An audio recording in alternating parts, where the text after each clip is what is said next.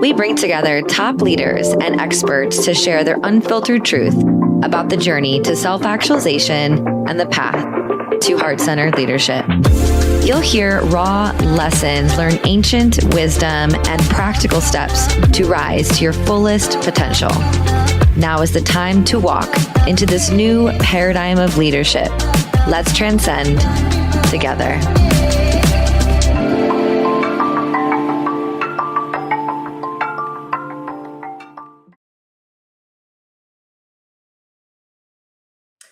Hello, hello, hello.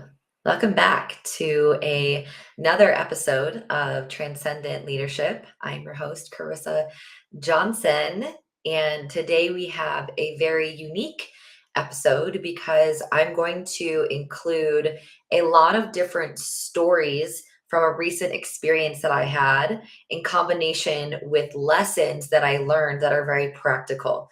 And if you don't know what I just did, I got back from Mindvalley's A-Fest in Colombia. First of all, Colombia is one of the most vibrant countries I have ever been in my entire life. The country is so alive and feminine and wild and unapologetic and expressed. Coming back has been really hard. I'm not going to lie. If I didn't just sign a lease for a new home, I would probably be going to live there nomadically for a little bit because it absolutely changed my life. Like being in that country, being around the people, the land there is very ancient and holy. It was such an incredible experience. I'm so happy that I stayed after the event, which often people miss, is they go to different countries and they go to places for events and they go home right away. I think you kind of rob yourself of the experience of having that time in that place as well as the integration, which we'll talk about here in a moment. But beyond the country, beyond the land, I want to give a shout out to Vision with Mindvalley and their whole A-Fest crew. It was one of the most transformational events I have ever been to in my entire life. And I've been to probably hundreds of events at this point, including that of the likes of Tony Robbins and people of that nature. And this was definitely one for the books. Before I talk about the experiences and the lessons that I took away, I just want to talk about the community there.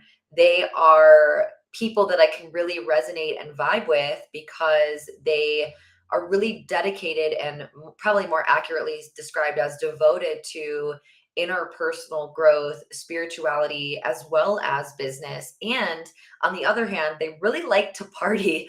These people go all out. They stay out all night. They dress up. They really are a welcoming, powerful group of people.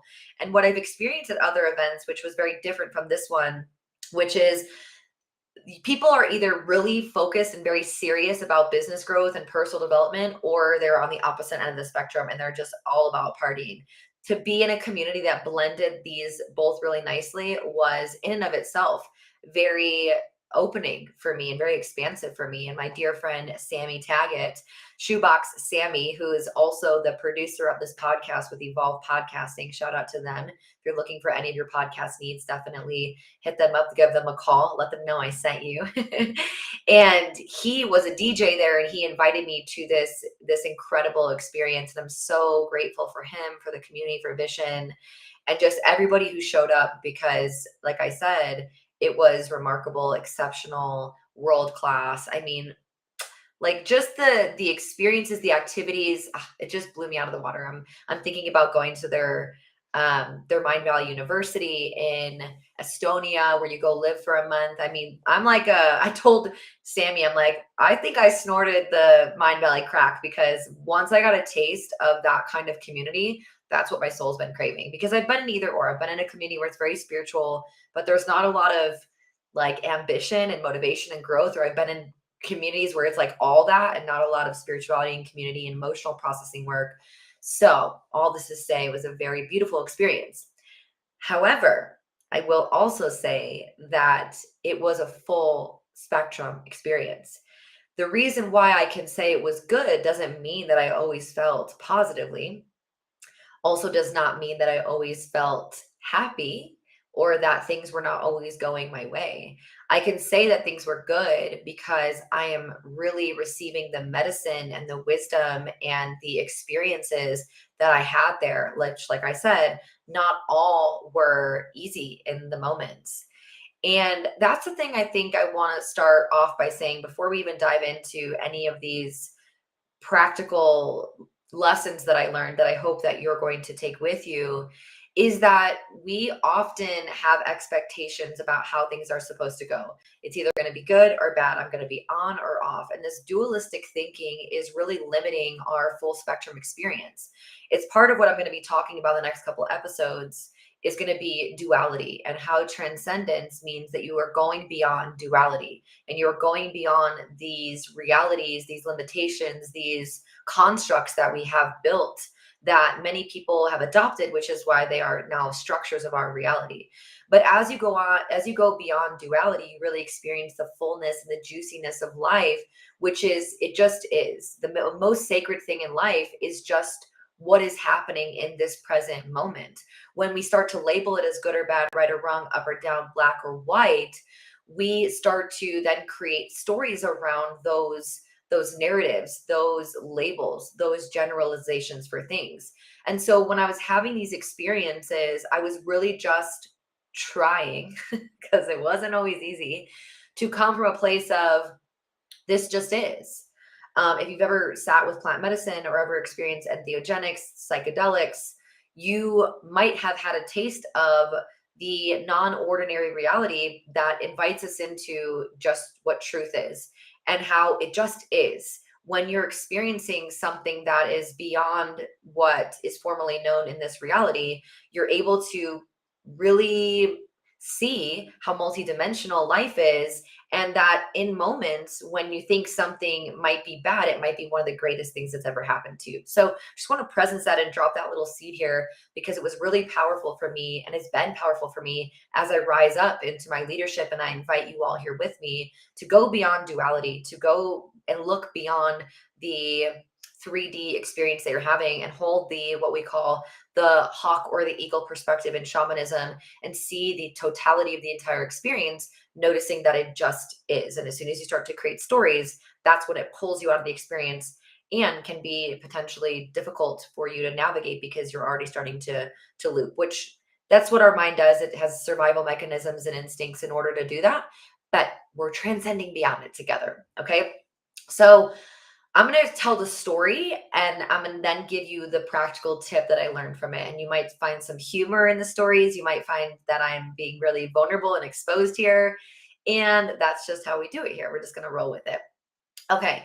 So, number one, I want to start off by saying that just take a breath because these are vulnerable from me. Okay. These are vulnerable. Okay. So, number one is I went to Mindvalley's A Fest already feeling really tender and sensitive. I am in the process of moving. I'm going through what feels like another layer of an identity ego death.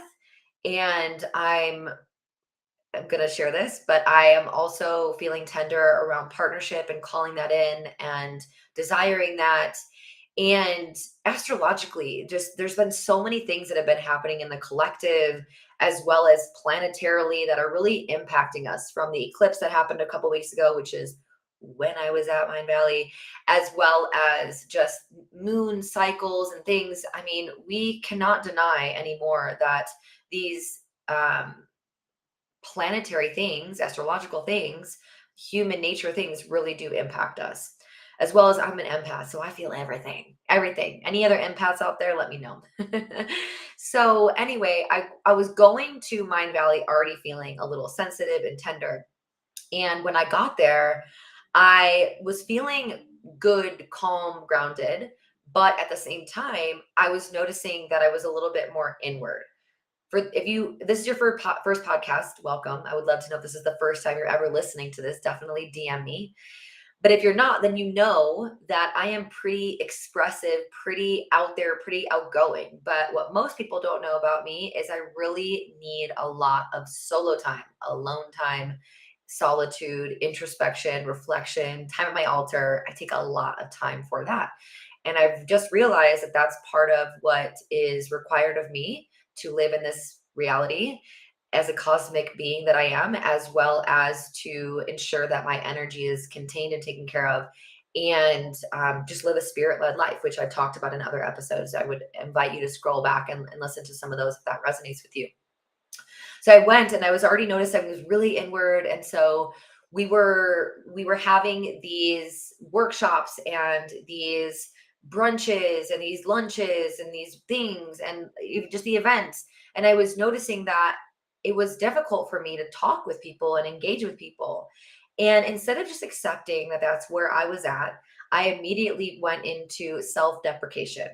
And I started creating stories around, well, people aren't going to like you. They're going to think you're rude or mean or egotistical if you're not talking to them, or you're wasting time. You should be networking. You should be talking to people to get to know them. There could be potential clients here. All of the stories that my ego was telling me about why I needed to talk with people, why I needed to get to know people, what was wrong with me. I was in Colombia, da da da da da.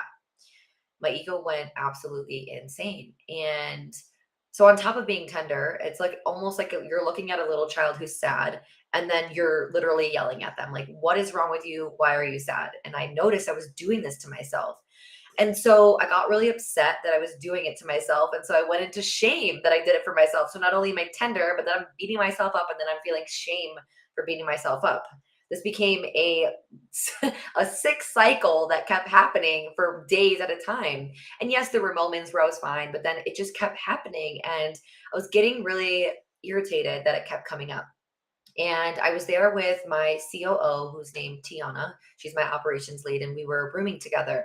And I was sharing with her how I was feeling and how I was moving through things. And she reflected something back to me that was probably one of the most profound things that I know to be true, but it landed in such a way with me that I really think it's going to help you. And she said this. She said something like this, but I'm going to give it to you in a context I think is going to be really more relatable to you. And it was something along the lines of, leadership isn't about how you show up in the big moments. It's about how you embody your work in the small moments. She had basically reflected to me that even though I was wanting to be more outward, more external, more social, more networky, whatever it was, that she saw me in the small moments, when the way that I was carrying myself, or the way that I was dancing on stage so much, y'all. It was crazy. We'll get to that in another number.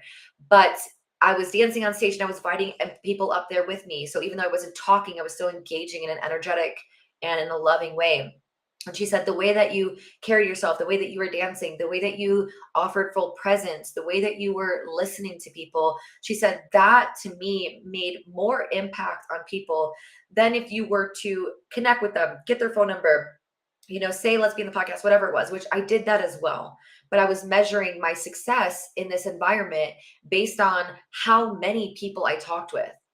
And how often do we do that? We measure our success by a quantitary value that is so arbitrary and not actually verifiable. Like, that's not what success is. By going and seeing how many people we can get with or connect with on social media, or how many numbers we can get, or how many surface level relationships we can build. I mean, don't get me wrong. I built relationships. We went deep with a couple people, but I just think that it was really interesting to me to receive that reflection, that the way that I was dancing and carrying myself, the presence, the simple, basic things that I just do naturally were so impactful for her. And she recognized and watched me engage with other people and said that she noticed the same thing as well.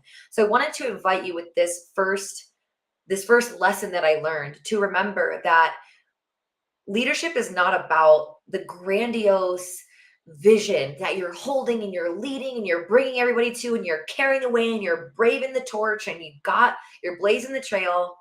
That is a very small percentage of what leadership actually is. Leadership is also in the small moments where you speak to yourself, in the small moments where you take a breath before you respond to an email, in the small moments where you really see somebody who's speaking to you more than you want to be seen. That to me is really embodied, conscious, heart centered, transformational, transcendent leadership. Those are all synonyms for that if you didn't catch that. So number one is that could be a whole podcast episode, but we're going to keep going. Number two, these are all, we're just going to pick apart what Carissa did and experience, and then we're going to give it all to you. So number two is, during this time, I was also noticing the part of me that wants to be somewhere else, that thinks that I should be further along, I should be making more money, I should have more followers, I should be somewhere and be showing up other than what I am right now. And it manifested in ways where I was engaging with some of the speakers and I noticed my energy shift a little bit, where I was like shrinking. Or I would be looking on stage and I'd be listening to somebody's really brilliant and beautiful talk. We heard so many, like Emily Fletcher and Jamie Whelan and Sammy and Vishen and Naveen Jain, who's also going to be on this podcast. We heard so many amazing talks. And while I was watching them on stage, I was listening to their genius. I was also getting triggered. And when I mean triggered, I'm also going to say activated, because it was activating the part of me that knows that I want to be on that stage. I want to be on that stage, sharing my truth, sharing my vision, and empowering people to come with me. Not because I want this egotistical Carissa wants to be on stage, although there's a human ambitious part of me that desires that. It's to serve in that kind of audience. It's to serve on that kind of platform. It's to represent the conscious leaders that are out there. And so I was watching myself and witnessing myself, which is a key part here. You're going to get triggered and you're going to get activated and you're going to feel small and you're going to want to shrink and you're going to define yourself by vanity metrics. You're going to do all of those things. So instead of trying to get rid of it, why don't we just accept it and allow it and witness it? That is the key, is to witness yourself, because you are not your thoughts and you are not even the thing that's thinking your thoughts. You are the consciousness behind the thoughts, behind the being.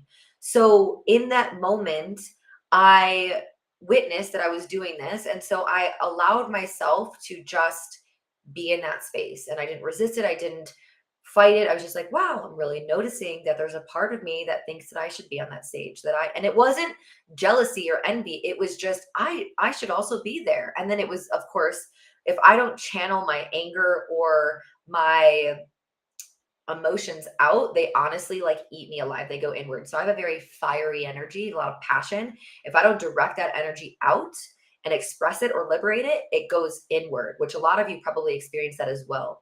One of my former practitioners called it an inverted Mars. I don't exactly know what that means, but what I do know is that if I don't get it out, it goes in. So the fire, the anger, the frustration was going in and beating me up.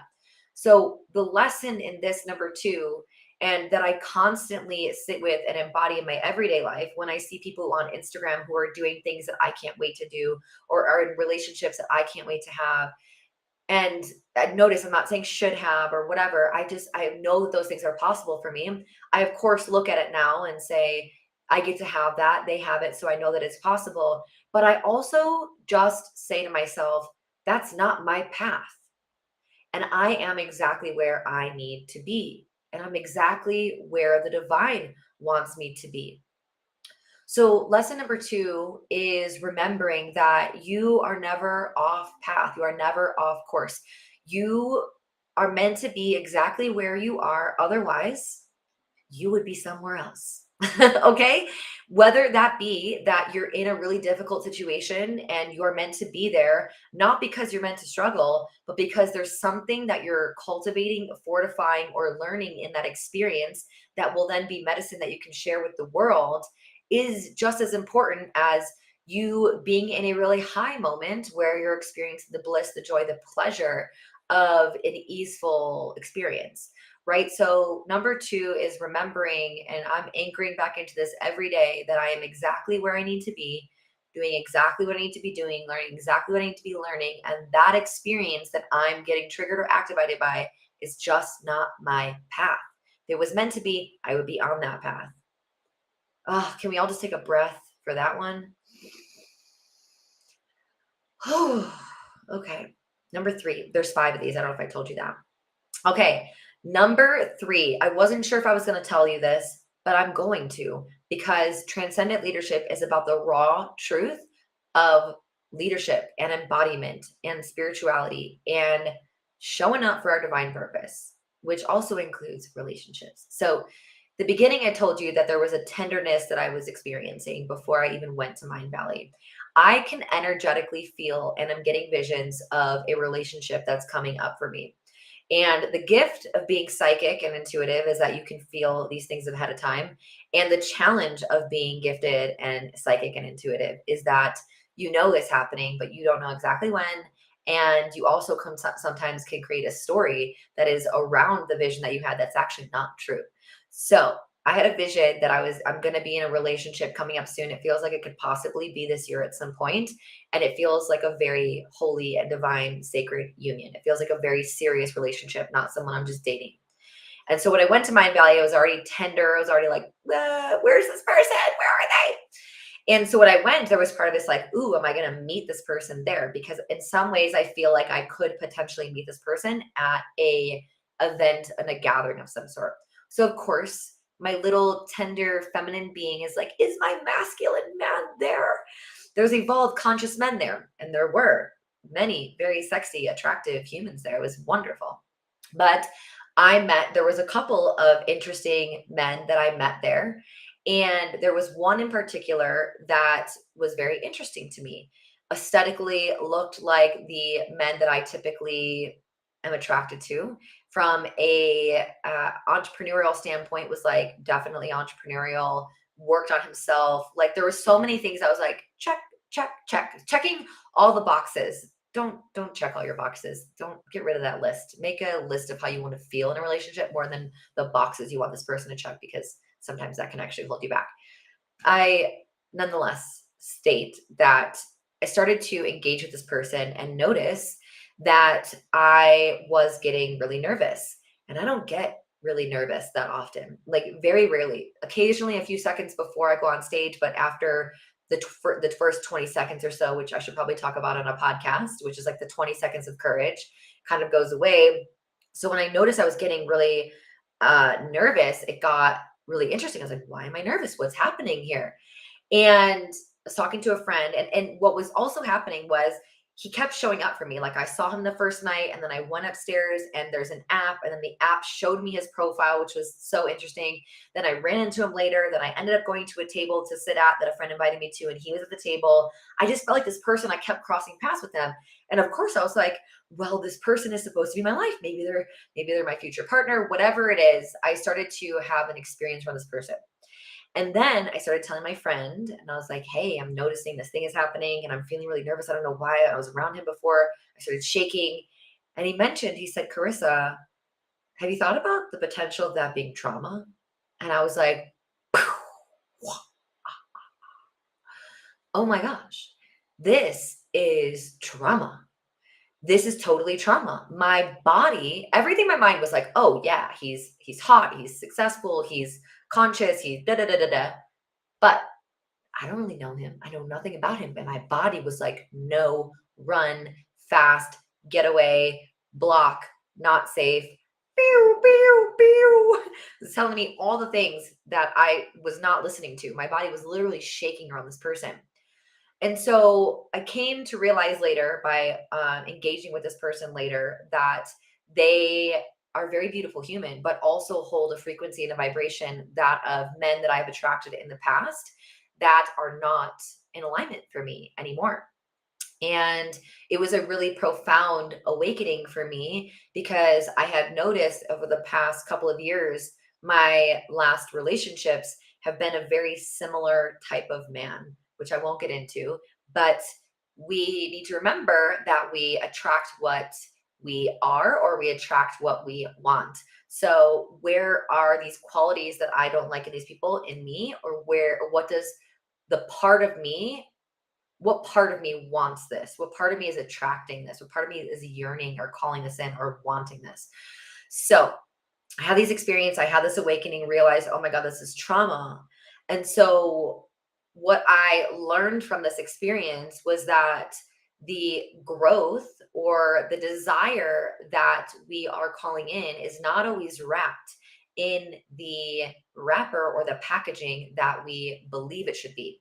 So to simplify this, I went there with a subtle expectation that I would meet someone who would potentially be supportive or maybe be a potential relationship that I had in the future.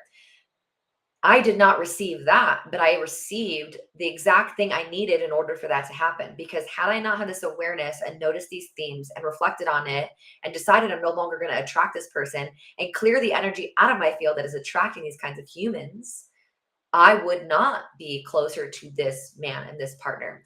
So the growth, the breakthrough, the experience that I had was exactly what I needed, but not what I wanted. It was wrapped in a different package. So yes, I was supposed to go to this event. Yes, I could feel that I was going to meet somebody there 100%. Yes, I met this person, but it wasn't the story that I started creating. It was a different route that was leading me ultimately to the thing that I wanted, which is a divine, sacred, holy, conscious, healthy, sexy, orgasmic, euphoric, you get the point, union. It was that. So that was the pathway to receive what I want, but it wasn't what I wanted in that moment. It was even better, even greater because I got the lesson, I got the wisdom. Oof, that was a really powerful one for me. And I hope you took some lessons away from that one. By the way, there are many incredible humans at Mindvalley, which multiple people have met their partners, their husbands, their wives, all of that at Mindvalley. So it's definitely a place to go. Number 4, we got 2 more is as I go back to what I was saying before at the beginning, I was tender, I was vulnerable. I have been really allowing myself to be led in each moment. So showing up to calls, sometimes with a little bit of preparation, but really allowing spirit to work through me and spirit to move me and spirit to allow me to say the things that I need to say. In addition to that, I use my body as a tuning fork to tune in to what decisions to make, where to go, where to eat, how to be in the world, really asking myself, what does my body need? And not coincidentally, at this event, there was a lot of partying. And I don't mean partying like everybody was getting drunk. I just meant like there was music and dancing and conversation and food and sweat. It was incredible. It was so fun. We were in temples. We were walking down the streets of downtown or old town, old city, Colombia. It was incredible. But during that time, so during a lot of these parties, instead of engaging and having a lot of conversations, my body was telling me to dance. All I wanted to do every single day was dance. And so I did that every day that I was there at the event. And then for the 5 days that I stayed after, I danced for between 2 and 4, sometimes even 5 hours a night. That is a lot of dancing. I would have probably lost weight had I not eaten it in really amazing, delicious Colombian food, but which is beautiful. It balanced it all out. Okay. So here's what I want to say about the lessons that I learned. I listened to my body. I danced for these hours. I let go of the part of me that felt like I should be doing something else. I should be engaging, blah, blah, blah. I heard it. I acknowledged it. I accepted it. I connected with the part of me that felt this way. And I offered her love in addition to all the other things that I do to move through emotions. And I remembered that sometimes you have to have a shakedown to have a breakthrough. That was the lesson and the wisdom because as I was moving, as I was shaking, and in shamanism, we call this a shamanic or a somatic shake, where you're literally moving trauma out of your body. I feel like I moved 10 years of trauma out of my body. Like no other. And because I'm also really open vessel and I can transmute energy for other people, I also feel like I was transmuting and alchemizing energy of the whole entire room. I was just moving it through my body. And so instead of trying to have a breakthrough through a conversation or through journaling, I just danced. I listened to my body and I shook it out. So sometimes you got to have a shakedown to have a breakthrough. And that is what I did. And that was a beautiful lesson of remembering that dance is medicine. It is one of my greatest medicines. It is one of the most liberating things that I can do. And on top of that, my COO Tiana also mentioned to me that during that time of me dancing, it was so much permission and invitation for other people to be fully expressed as well, because I did not hold back. So that was another way I was leading, just by modeling my fullest expression and my authenticity in those moments. It was by modeling versus actually delegating or speaking or engaging or doing anything. I was just being, just really beautiful leadership. Yes. Okay. And the last one is I have had a really difficult time coming back from Mindvalley. When you have, in Colombia, when you have these really profound, expansive, enlivening experiences, whether it's with plant medicine or with a new date or a travel, wherever you go, these can be difficult. Life can be difficult to come back to, right? You're traveling abroad, you're experiencing all these new food and environment. It's very stimulating, it's very enlivening. And then you come back to your home and you're like, same boring old thing. No, no, no. Right? The part of you that wants adventure and variety is kind of like, where is that? So it's been difficult for me to come back because Colombia really showed me a part of me that's very primal, very wild, very feminine, very vibrant and expressed. It really activated a lot of that within me. And so coming back to Colorado, I was a little upset. Like, it's rainy here, it's cold. I don't want to be here right now. I want to go back. Not to mention, I want to be around those people. All that dopamine and serotonin and those neurochemicals that are firing off, like oxytocin. You're getting all these neurochemicals that you don't realize you're literally becoming addicted to those communities. It's what happens when we date. We have these chemical exchanges that keep happening. And that's why when we become like love drunk, and then when we disconnect or withdraw from that person, it can literally feel like we get depressed because it's like a withdrawal from an actual substance, because it's literally the substances in our body. So I have created a lot of time for integration. And many people don't talk about integration from these events because they don't think that they are worthy of integration. But I think some of these events are more important to integrate than even some, I don't want to say some plant medicine ceremonies, but most other experiences. So what I want to remind you, and I also want to anchor into this moment, the lesson that I learned and remembered is that transformation without integration leads to frustration. So if you experience something transformational and then you go right back to your life, you not only miss out on the juiciness and ways to apply that wisdom, that knowledge, and experience, but you also don't, you just really rob yourself. I think that's just what it is. You rob yourself of the application of it, of the wisdom that wants to come through, and the full embodiment. That's the other thing. Is as you take space to integrate, and I have a 6-step integration process, and I talk about this all the time, but on one of my podcast episodes. There's a process to integrate. There's assimilation, there's contemplation, there is reflection, there is so many different aspects of it. And so when I allow myself to absorb it, I reflect on it, I learn how am I going to apply this information, I celebrate it. That is what really gives me the greatest chance at actually transforming, right? Because could you imagine that the caterpillar comes out of the chrysalis and becomes a butterfly, but then actually never flies? That's kind of what it's like. You realize you're a butterfly from these experiences, but then you don't go out flying into the world. What did that time, as you turn into goo as a caterpillar, actually show you and teach you? And how do you want to fly in the world in such a way where every time you go into this death cycle, you really come back that much more alive? So transformation without integration will lead you to frustration, and it'll lead you to, I need more events, I need more books, I need more plant medicine, I need more, more, more. You become addicted because you think it's the experience that is transforming you, when really it's the integration of the experience that actually leads to long lasting effects. So these are the top 5 things that I have taken away from Mindvalley's A-Fest and living in Colombia for the 5 days after integrating.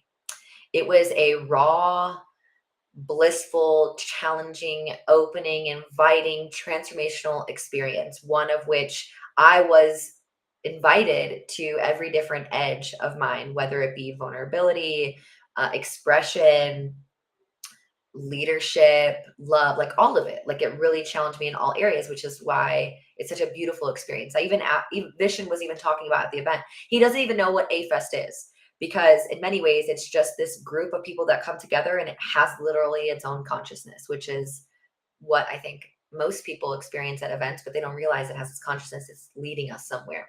So my prayer is that you take one of these tips, soul wisdoms, truth nuggets, whatever you want to call it, and you think about how can you apply it to your own life. If you need advice on picking one, I would think about the first one. how leadership is not about these big, grandiose visions, but is about the way that you embody your work in the small moments and how you can show up as a leader at the grocery store, engaging with your children, writing an email, eye gazing in your partner's eyes. How do you show up with the love and presence and truth and integrity that you would expect that of a leader? Mm. So good. So good. I've loved recording this podcast episode. This is probably one of my favorite, like most fun. I really felt like we jammed here today. And I hope you did too. If this message impacted you, I would love so much if you would rate and review the podcast and let us know what you think about it. I would really appreciate it because that's how we get the podcast out there. It means so much to me. Definitely tag me in your stories if you're taking away a nugget as well. And I will see you next week for another episode. Bye bye.